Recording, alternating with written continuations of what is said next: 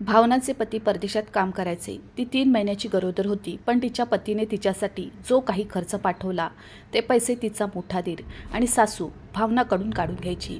ती गरोदर राहिली तेव्हा उपासमारीमुळे तिच्या मुलाचा मृत्यू झाला आणि सासूने तिला दोष दिला। तिला वाटले की भावनाने मुलाला जाणून बुजून मारले आणि मध्यरात्री त्या दोघांनी भावनाला घराबाहेर ढकलले। ती रस्त्याच्या कडेला बसून रडत होती। तेवढ्यात अचानक एक बाई भावनाला सोबत झोपडीत घेऊन आली। आत पाऊल टाकताच तिकडे स्वतःच्या नवऱ्याला पाहून भावना किंचाळली। तो तिचा परदेशी नवरा त्या झोपडीत। ती चक्कर येऊन पडली आणि डोक्याला जबर जखम झाली आणि शुद्धीवर आल्यावर तिचे भान हरपले, कारण तिचं जगण्याचं एकमेव साधनही तिच्यापासून हिरावून घेतलं गेलं। त्यामुळे ती पैशासारखी सगळी क्रूरता सहन करत होती। प्रत्येक दुःखाचे लोट ती सहन करत होती, पण तो छोटासा जीवही तिला सोडून गेला होता। 3 महिन्याची गरोदर असलेली भावनाला शुद्धीवर येताच ही बातमी मिळाली की तिचे मूल कायमचे तिला सोडून गेले होते। मुलाच्या मृत्यूची बातमी ऐकून भावना पुन्हा एकदा खूप रडली। ती शुद्धीवर आली तेव्हा तिच्यासाठी काहीही उरलेले नाही। कितीतरी वेळ ती तिच्या मुलाबद्दल अश्रू ढाळत राहिली, पण तिच्या अश्रूंना कोणी हात लावणारा नव्हता आणि तिची पर्वाही करणारे कुणी नव्हते। तिच्या जवळच बसलेल्या तिच्या सासूने तिच्याकडे द्वेषपूर्ण नजर टाकली आणि ती असे काही बोलली की भावनाचा आत्मा हादरला। तिची सासू म्हणाली, तुला मूल नको होतं हे मला आधीच माहीत होतं। हे मूल तुझ्या घशातील काटा होता, त्याच्यामुळे तुझे स्वातंत्र्य संपत होते, म्हणून तूच त्याला मारलेस। दाद दिली पाहिजे तुझ्या हिंमतीला। त्यामागच्या कृतीचीही मला चांगली जाणीव आहे। तुला वाटतं की मी इतकी मूर्ख आहे की मला समजू शकत नाही की एका चांगल्या बाईचं मूल अचानक कसं काय मेलं। सागरने मला आधीच सावध केलं होतं की ती लवकरच असे काहीतरी करेल, पण मी मूर्ख होते जो विचार करत होते की जर एखादी स्त्री असे तिच्या मुलाशी असे कधीच करणार नाही। पण माझा मोठा मुलगा बरोबर आहे। तुझ्यासारखी या जगात इतकी वाईट चारित्र्य असलेली दुसरी कोणतीही स्त्री नाही। सासूने भावनाला इतक्या धारदार नजरेने पाहिले होते की तिला जाग आली आणि मग रडत रडत माफी मागितली की मी काही केलं नाही, कळत नाही मूल कसं मेलं। सकाळपासून ती घर कामात व्यस्त होती। अचानक चक्कर आली आणि मग हे सगळं झालं, पण त्या जुलमी सासूने तिच्या बोलण्यावर विश्वास ठेवला नाही। ती म्हणाली की तुला तुझ्या प्रियकरांना भेटण्याचे स्वातंत्र्य हवे होते, त्यामुळे तू या मुलाचा खून केला। त्यानंतर डॉक्टरांच्या मनाईला न जुमानता भावनाच्या सासूने तिला बळजबरीने रुग्णालयातून सोडले आणि पोटात गंभीर दुखू लागल्याने तिला रिक्षात बसून घरी नेले। अशक्तपणामुळे तिला अजूनही चक्कर येत होती, पण भावनाच्या सासूवर त्याचा अजिबात परिणाम झाला नाही आणि तिने तिला ओढले आणि घरात फेकून दिले आणि म्हणू लागली, तुझ्या जीवनावश्यक वस्तू घे आणि आता निघून जा। तू माझ्या डोळ्यात धूळ आहेस, आता मी तुझे काही ऐकणार नाही, घरातून निघून जा। भावनाला वाटले की पृथ्वी फुटेल आणि ती त्यात समाविष्ट होईल। ती तिच्या सासूच्या पायाशी बसली, तिचे पाय धरून रडत बोलू लागली, माझ्या डोक्यावरून हे घर काढून घेऊ नकोस। हे माझ्या पतीचे घर आहे, मी येथे सन्मानाने राहते। पण भावनाच्या सासूला तिची दया आली नाही। आजवर त्यांचा मोठा मुलगा सागर म्हणजे भावनाचा मोठा दीर, तो सुरुवातीपासूनच भावनाच्या विरोधात होता। तो नेहमीच भावनाला वाईट व्यक्तिरेखा असल्याचे सिद्ध करण्यात टपला होता। भावनासाठी त्याची स्वतःची दृष्टी खराब असताना दुर्बुद्धीच्या भावावर पडदा पडताच त्याने जाणीवपूर्वक भावनाविरुद्ध असा सापळा रचला। तो स्वतः वाईट गोष्टी करायचा आणि दोष भावनावर पडायचा। कुठल्या ना कुठल्या बहाण्याने तो भावनाला छतावर बोलावत असे। तो तिच्याशी अश्लील बोलायचा आणि नंतर सासूला म्हणायचा की भावना गल्लीतील मुलांसोबत फेऱ्या मारते, म्हणून ती छतावर जाते। भावना सर्व बाजूने वाईटरित्या अडकली होती।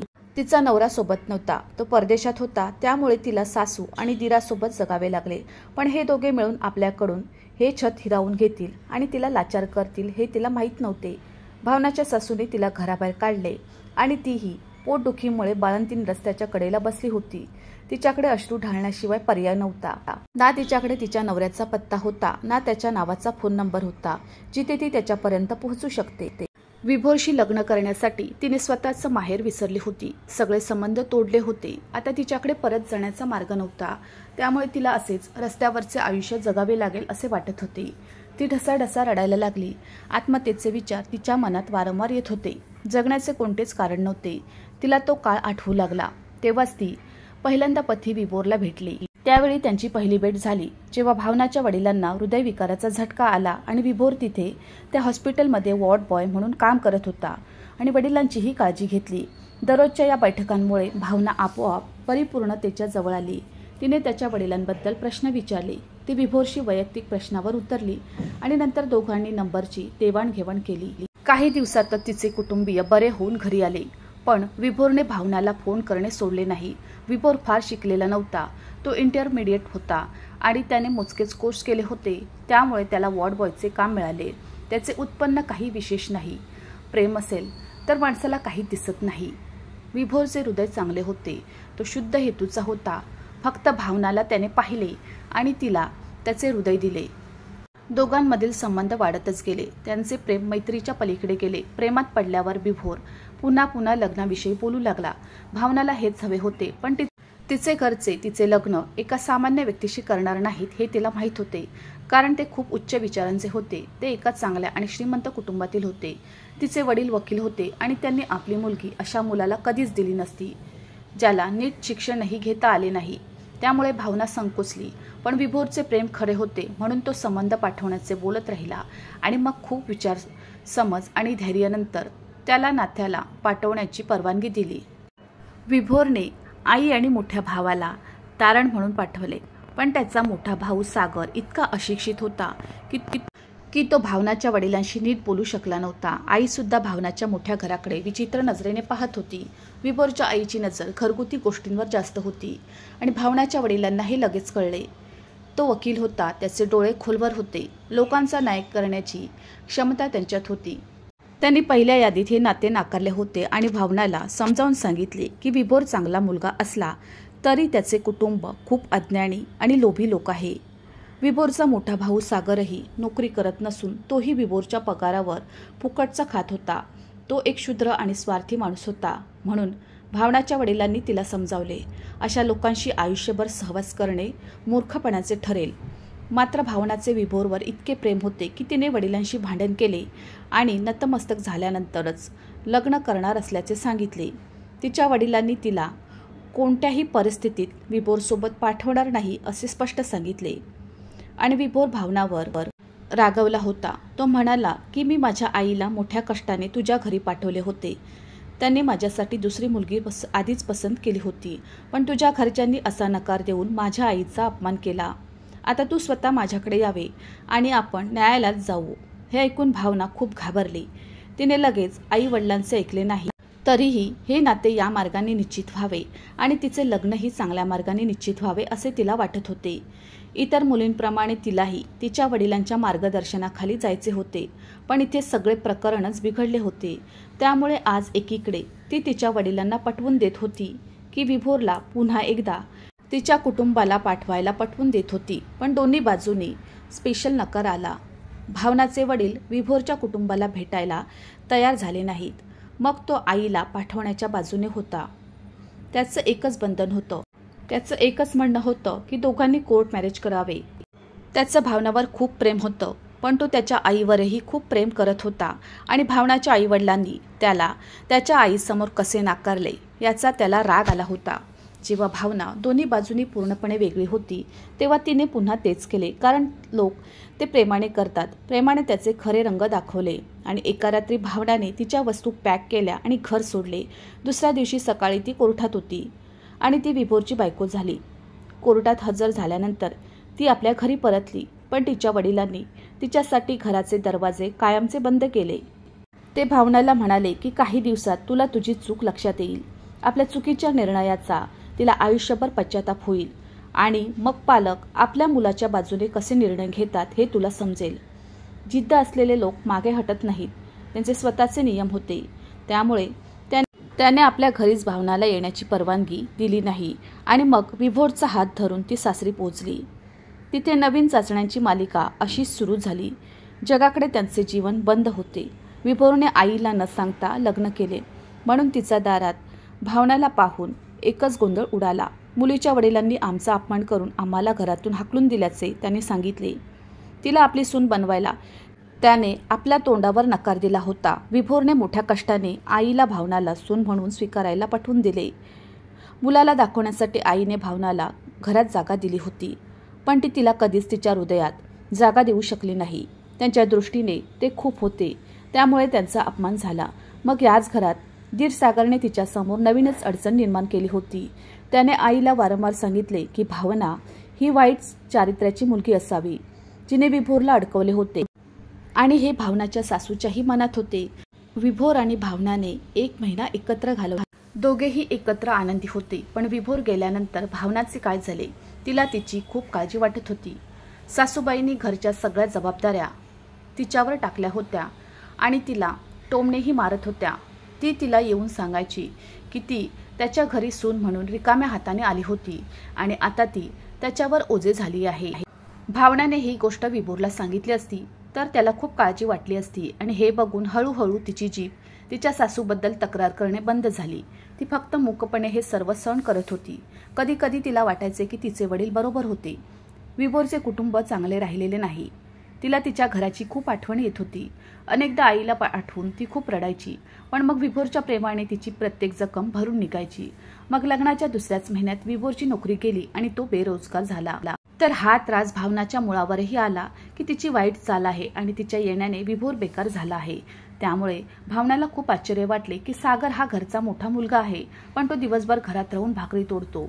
फक्त विभोरला नोकरी गमावण्याबद्दल काहीच बोलत नाही। त्याने एवढा मोठा कोलाहल निर्माण केला की भावनाने त्याचे तोंड बघणे बंद केले। नोकरीची समस्या अजून संपलेली नव्हती जेव्हा देवाने त्यांना एक चांगली बातमी दिली, जी ऐकून कोणत्याही जोडप्याला खूप आनंद होईल। पण या आनंदाच्या बातमीने त्यावेळी या जोडप्याला खूप काळजी वाटली होती। ती आई होणार आहे हे जाणून विभोरला खूप काळजी वाटू लागली, कारण नोकरीची व्यवस्था करता येत नव्हती आणि घरची परिस्थिती खूपच बिकट झाली होती आणि भावना सुद्धा त्यामुळे खूप काळजीत होती। तिची तब्येत बिघडली होती। तिला डॉक्टरकडे जावे लागले, औषध घ्यावे लागले, अल्ट्रासाऊंड करावे लागले, पण या सर्व गोष्टींसाठी पैसे नव्हते। परिपूर्णता खूप उच्च आहे। त्याला मित्रांकडून पैसे उसने घेऊन बसने औषधे आणणे शक्य झाले। अजून 15-20 दिवस उलटले आणि विभोरला अजूनही नोकरी मिळू शकली नाही। परिस्थिती अशी होती की बेरोजगारांची फार काळजी होती आणि त्यांच्या यादीत आणखी एका चमत्काराची भर पडली। नोकरीच्या शोधात रात्रंदिवस काम केले, पण तरीही नोकरी मिळाली नाही आणि एके दिवशी अचानक विभोरने सांगितले की त्याला परदेशात नोकरी मिळाली आहे आणि आपल्या मुलासाठी त्याला परदेशात जावे लागेल। हे ऐकून भावना रडायला लागली आणि तिने विभोरला तिला सोडून जाऊ नकोस अशी स्पष्ट मनाई केली। पण विभोर म्हणाला, जर मला तुझं आणि मुलाचं भविष्य घडवायचं असेल तर ती मजबुरी आहे, त्यामुळे मला जावे लागेल, कारण इथे माझी आई आणि भावासह तुझा आणि मुलांचा खर्च मी उचलू शकत नाही। हे ऐकून भावनालाही खूप राग आला। ती म्हणू लागली की तुझा भाऊ घरी बसला आहे, त्याला तू नोकरी शोधायला का म्हणत नाहीस? विभोर उत्तर देण्यापूर्वीच सागर त्याच्या खोलीत कसा आला आणि रागाने बोलू लागला हे मला कळले नाही। माझ्या भावाला माझ्या विरुद्ध भडकवणं बंद कर। तुझ्या पावलांमुळे आमचं घर उद्ध्वस्त झालं आहे आणि तुला भावाशी भांडण लावायचं आहे। विभोर अचानक उभा राहिला आणि भावाला समजवण्याचा प्रयत्न केला की असं काही नाही, पण भावाला कळलं नाही की एवढा गदारोळ का झाला। विषय कुठून कुठे पोचला होता। विभोरला परदेशात नोकरी लागल्याचे कळाले की सासूने विभोरचे पाय धरले आणि त्याला सांगितले की बायकोचे रूप बघून थांबू नको, तर आपल्या सर्वांच्या भविष्याचा विचार कर आणि जा, जिथे मी तुझी बायको आणि मुलांची काळजी घेते। तिने विभोरला वचन दिले की ती बाळाची आणि सुनेची पूर्ण काळजी घेईल आणि हे ऐकून विभोर तृप्त झाला। यामागे घरात काय घडले हे त्यालाही कळले नाही। भावनाचे रडणे आणि प्रार्थना करणे निरुपयोगी झाले आणि 20 दिवसानंतर विभोर परदेशात निघून गेला आणि मागून भावना एकटीच राहिली। सासूबाईंनी आठवडाभर तिची काळजी घेतली, पण यानंतर सागरने तिला अशा प्रकारे बदलले की तिच्या चेहऱ्यावर शेवटपर्यंत सागरने त्याच्या आईला पूर्णपणे भावनाच्या विरोधात वळवले आणि तिला असे म्हणू लागला, ती एक वाईट चारित्र्य आणि तत्वहीन मुलगी आहे, जिने तिच्या पतीनंतर इतर मुलांशी डेटिंग करायला सुरुवात केली आहे आणि या कारणावरून भावनाची सासूनेही तिच्याकडून मोबाईल हिसकावून घेतला आणि तिने घराबाहेर पडणेही बंद केले। यापूर्वीही ती कुठे गेली नव्हती, आता ती पूर्णपणे 4 भिंतीत बंदिस्त झाली आहे। अगदी गच्चीवर जायला बंदी होती आणि जेव्हा कधी भावनाची सासू घरी नसायची मग सागर त्याच्यापेक्षा खूप वाईट बोलू लागला। त्याच्या दुर्दैवामुळे त्याने अजून लग्न केले नाही आणि म्हणून त्याने भावनासह विचित्र गोष्टी केल्या। त्याचे बोलणे ऐकून भावना खूप घाबरायची, पण तिचा मोठा मुलगा तिच्याशी कसा बोलायचा हे ती सासूलाही सांगू शकत नव्हती। तिला स्वतःच्या नवऱ्याच्या घरात खूप असुरक्षित वाटू लागलं आणि मग तिच्या पतीने पहिला महिना संपतात आईच्या खात्यात पैसे पाठवले। त्याच्या आईने भावनाच्या खर्चासाठी पैसेही स्वतःकडे ठेवले होते आणि घरी जे काही भावना भोजन तयार करत होती ते त्यांना खाण्यास भाग पाडले गेले। तिच्या ॲक्टिव्हिटीमुळे कधीकधी तिला वेगवेगळ्या प्रकारचे पदार्थ खावेसे वाटायचे, पण भावनाच्या हातात 1 रुपयाही नव्हता। अनेकदा सासूबाईही तिचा वाटा खायची आणि मग भावना या जेवणापासूनही वंचित राहायची। ती खूप कठीण परिस्थितीतून जात होती। सकाळपासून रात्रीपर्यंत सगळी कामं होती आणि मग नीट जेवणही मिळत नव्हतं। तिची प्रकृती खालावली होती. कधी कधी विभोरचा फोन आला की ती भावना त्याच्याशी बोलायला आतुर असायची, पण सासू तिला विभोरशी फक्त 2 मिनिटं बोलू द्यायची आणि मग तिच्यापासून फोन काढून घ्यायची. भावनाचा फोन आधीच सासूकडे होता. विभोरशी बोलण्यासही बंदी होती. ती फक्त 2 मिनिटं सासूबाईंकडे तिची खुशाली सांगायची आणि प्रकरण संपत असे. विभोरने तिच्यावर केलेल्या अत्याचाराची कहाणी तो कधीच ऐकू शकला नाही. विभोरही तिची तब्येत विचारून समाधानी व्हायचा. असेच 3 महिने निघून गेले. तिच्या अशक्तपणामुळे तिला वारंवार चक्कर येत होती, पण सासूबाईला काळजी कुठे होती. मुलाचे उत्पन्न परदेशातून येत होते. सासूने ऐशोआराम वाढवला. भावनाविरुद्ध इतकं विष भावानं आधीच सासूच्या मनात भरून ठेवलं होतं. भावना आपल्या मुलाच्या जन्माने वैतागलेल्या दुसऱ्या पुरुषाशी संबंध ठेवण्याचा प्रयत्न करीत आहे. जेव्हा भावनाला अशक्तपणामुळे चक्कर येऊ लागली आणि ती गर्भवती झाली, त्यामुळे सासूला वाटले की भावनाला मुलाला मारायचे आहे. म्हणून त्यांनी भावनाला घराबाहेर ढकलले आणि तिच्या वडिलांचे शब्द तिच्या कानात घुमू लागले. लवकरच भावनाला जगाचे वास्तव दिसेल आणि तिच्या चुकीच्या निर्णयाची जाणीव होईल. तिच्या वडिलांनी नातं का नाकारलं हे तिला खरंच समजलं होतं, पण आता पश्चाताप करण्यात अर्थ नव्हता. तिला तिच्या आईवडिलांच्या घरी परत जायचे नव्हते. तिच्या वडिलांनी तिच्यासाठी स्वतःचे घर आधीच बंद केले होते. भावना वैतागून फुटपाथवर बसली आणि रडायला लागली आणि मग तिची प्रकृती बिघडू लागली. तेवढ्यात एका गरीब महिलेने तिच्याकडे पाण्याची बाटली पुढे केली. सुरुवातीला ती खूप घाबरली होती, पण जेव्हा काटे तिच्या घशाला टोचू लागले तेव्हा तिने पाणी प्यायले. मग ती गरीब बाई तिच्याजवळ बसली आणि म्हणाली, चांगली माणसे रात्री येत नाहीत. इथे महिलांशी व्यवहार करणारे पुरुष फिरत असतात. त्यामुळे आता रात्र झाली आहे. माझ्यासोबत ये आणि माझ्या तंबूत रात्र घालव. तुझे गंतव्यस्थान कोणतेही असो, सकाळ होताच निघायचे आहे. ती बाई भावनाच्या आईच्या वयाची बाई होती आणि भावनाला खूप गोड वाटत होती. त्यामुळे भावनाने होकार दिला आणि ती त्या महिलेसोबत तिच्या झोपडीत गेली. तिला आता दुसरा सहारा नव्हता, त्यामुळे तिचा या बिचाऱ्या गरीब बाईवर विश्वास बसला. पण ती झोपडीत येताच जेव्हा भावनाने समोर कॉटवर माणसाला झोपलेले पाहिले तेव्हा ती किंचाळली, कारण तो दुसरा तिसरा कोणी नसून तिचा नवरा विभोर होता, जो डोळे मिटून पडलेला होता आणि त्याचे हात पाय बँडेजने बांधलेले होते. कपाळावर जखमा होत्या. ती तिथून निघून नवऱ्याजवळ पोहोचली. त्याला हादरवले आणि तो जागा झाला. त्यामुळे समोरची स्त्री पाहून विभोरला खूप आश्चर्य वाटले.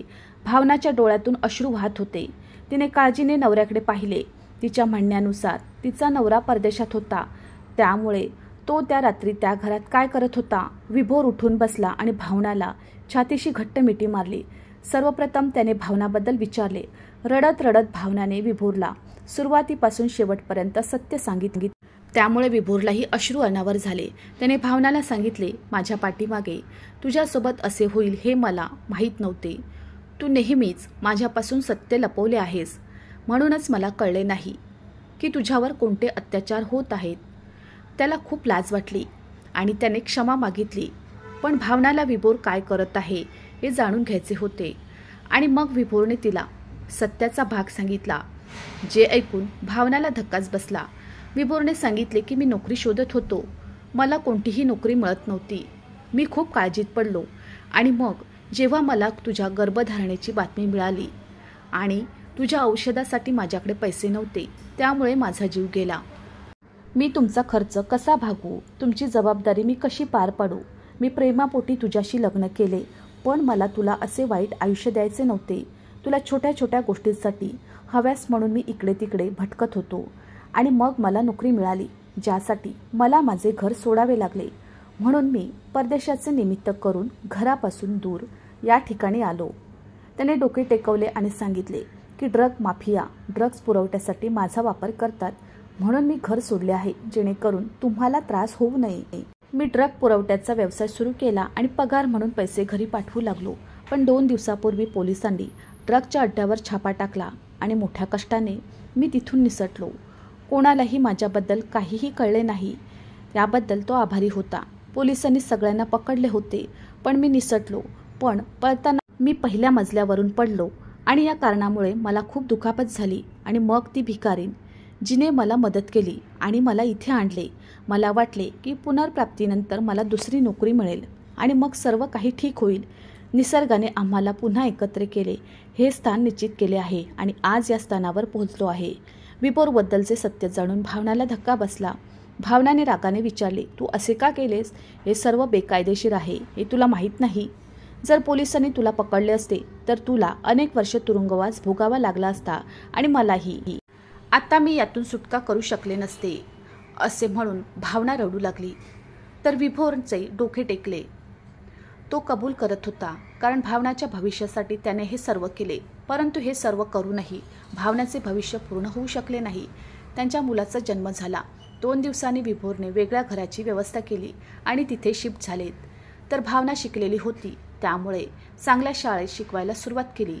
काही मेहनत आणि प्रार्थनेनंतर विभोरला पुन्हा हॉस्पिटलमध्ये वॉर्ड बॉयची नोकरी मिळाली आणि मग दोघे पती पत्नी एकत्र काम करू लागले आणि आपले जीवन आनंदाने जगू लागले. मित्रांनो, मला आशा आहे की तुम्हाला आमची कथा आवडली असेल. कथा आवडली असेल तर व्हिडिओला लाईक करा. चॅनलवर नवीन असाल तर चॅनलला सबस्क्राईब करा आणि हो, नोटिफिकेशन बटन दाबा, जेणेकरून तुम्हाला पुढील अपडेट सर्वात आधी मिळतील. तुमचा मौल्यवान वेळ कथा ऐकण्यासाठी दिल्याबद्दल धन्यवाद. पुन्हा भेटू अशाच एका नवीन कथेसोबत.